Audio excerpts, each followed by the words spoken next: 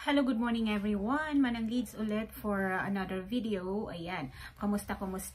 At sa mga ngayon lang naligaw sa channel ko, please consider subscribing and watch all my videos. Marami po akong videos, mga old videos, 2 years ago, 3 years ago. It's all about annulment and Islam LDR and yung pinaka-latest Islam divorce. Ayan. So, kung mapapansin nyo guys, yung unang-unang video ko about Islam divorce ay against ako. Pero, yun nga, gawa ng hindi ako nakapag-research muna bago ako gawa ng video. Actually, ginusto kong i-delete yun. Kaya lang kasi sabi ko, it's part of being true to you guys. Ang ginawa ko na lang ay gumawa ng apology video regarding that video. Kasi may mga nag-comment din noon pero delete ko na, as in yung parang doon ako first na bash. Kasi may mga kababayan din naman kasi tayong mga Muslim. Syempre, dinidefend din nila yung tradition or religion nila. Pero sinabi ko naman sa mga ibang videos ko na I don't mean any negative about Muslims or Islam, pero yun nga, gawa ng hindi ako nag-research muna, nag-rely ako sa mga chika-chika sa akin sa PM. Ayun, dun ako natuto actually. And then, I made my own research regarding Islam divorce. Kaya, yung mga latest videos ko, marami ng it's all about Islam divorce na. Kasi, dun ako unang nakakita ng negative about yung comment sa video ko na yun, yung about sa Islam divorce. Kasi, medyo medyo pangit kasi yung sinabi ko doon na kesyo hindi valid, hindi totoo, hindi nire-recognize. Pero yun nga, nagkamali ako doon. And yun nga, gumawa naman na ako ng sorry video ko about doon eh. So yun guys, yun ang content ng channel ko na to. And kung interesado kayo, please keep watching, okay? Tapos kung gusto nyo naman akong makachikahan in private, inilalagay ko naman lagi yung Facebook account ko dyan sa description box at saka WhatsApp number na rin. Okay, so pwede nyo akong ma-message, pwede nyo akong makausap in private. Kasi dito sa YouTube, syempre, alangan namang magchikahan tayo dyan sa comment box. Diba? Ayun. So, that's all for the introduction. Ang haba-haba. Pero, ang gusto kong pag-usapan natin ngayon, guys, is yung tungkol sa tag nito, yung pagre-register daw ng annulment or certificate of finality ng it's either annulment or Islam divorce. Kasi may mga nagtatanong sa akin, bakit daw 6 months na, 1 year na, magto 2 years na, married pa rin yung status nila sa PSA. Ayun. So, kagabi, may kachat na naman ako na na tinanong niya sa akin. Kasi napanood niya yung video ko about PSA registration na na 1 month lang. Totoo yun guys. Kasi yung mga natapos na client na namin, merong 2 weeks, merong 3 weeks, ganon. Ang pinakamatagal yata yung sa Bulacan, 1 month, parang naging 5 weeks. Ganon. Hindi ko alam. Pero depende na rin yan sa LCR ninyo guys. Hindi sila pare-pareho. Kung mabilis magtrabaho yung sa kabila, yung sa iba naman, hindi. Nasa yan? Nasa LCR na rin yan. Tapos yung sa PSA, sinasuggest ko mas maganda kung sa head office na kayo magdumiretso. Kasi, syempre, sino pang i-consult nila? Sila na yung head office. Yun. So, mas mabilis. Kapag nai-encode na nila yan, yung information ninyo, automatic nandun na sa system. Yun. Tapos, bago siguro mag-appear yan, syempre, may konting checking lang ang ginagawa, may konting confirmation dun sa office kung saan siguro naganap, sino yan? Kung saan siguro naganap yung, tag nito, Islam divorce or yung annulment. Okay.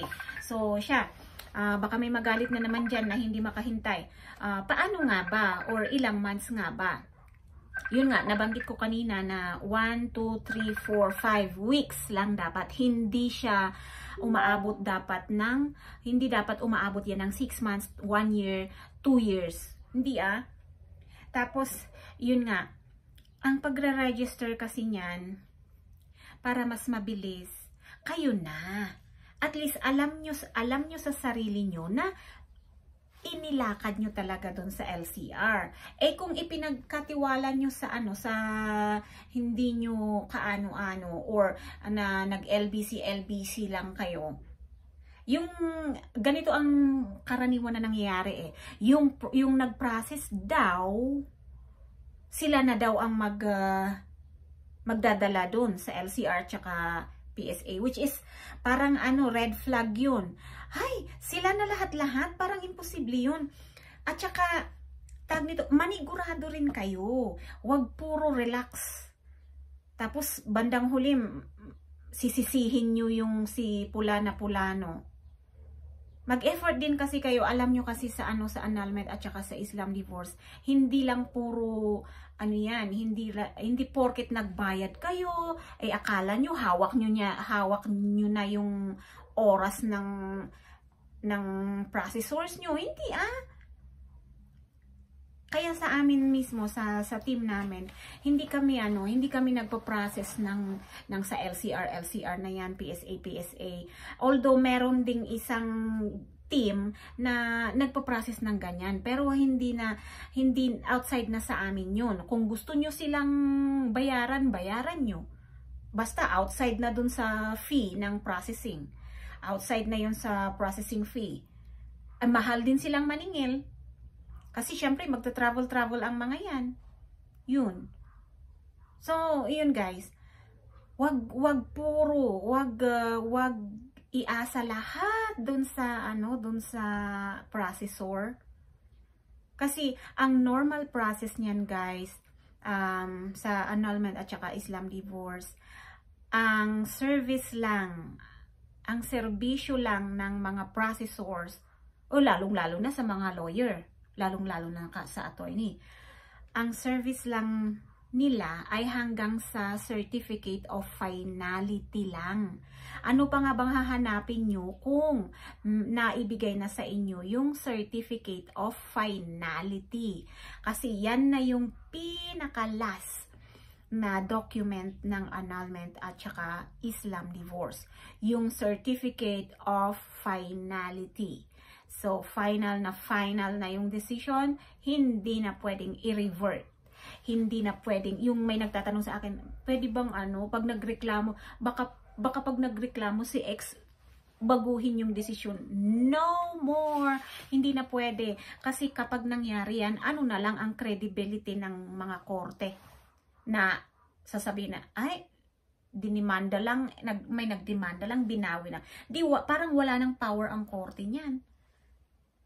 Hindi na yan mababago. Kaya sinasabi ko sa inyo guys, huwag kayong masyadong relax dun sa sasabihin na yung processor nyo halimbawa, kami na ang magpapadala sa LBC, kami na ang magpapaganito. Huwag ganun. Huwag ganun. Maliban kung tag nito. Maliban kung may special arrangement kayo na pero sa normal process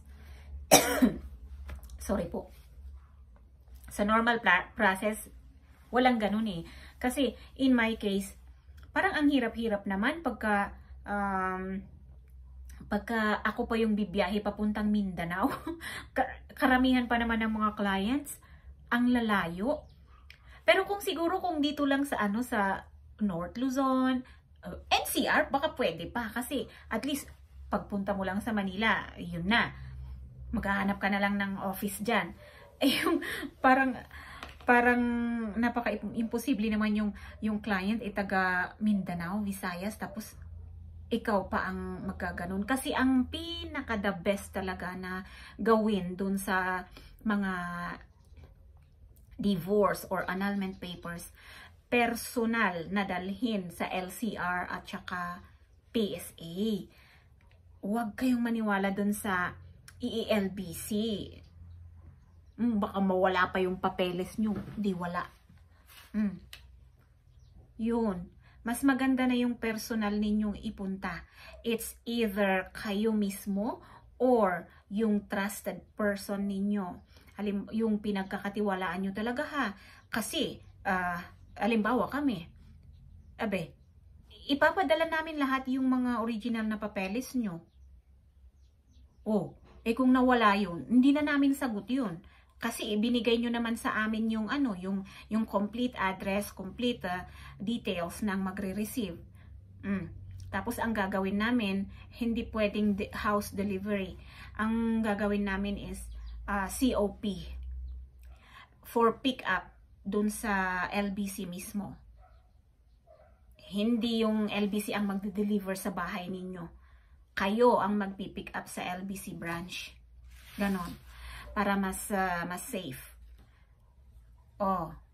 So, yun, maliwanag na ba? Ilang months dapat ang registration ng PSA. Hindi yan dapat inaabot ng 6 months ha.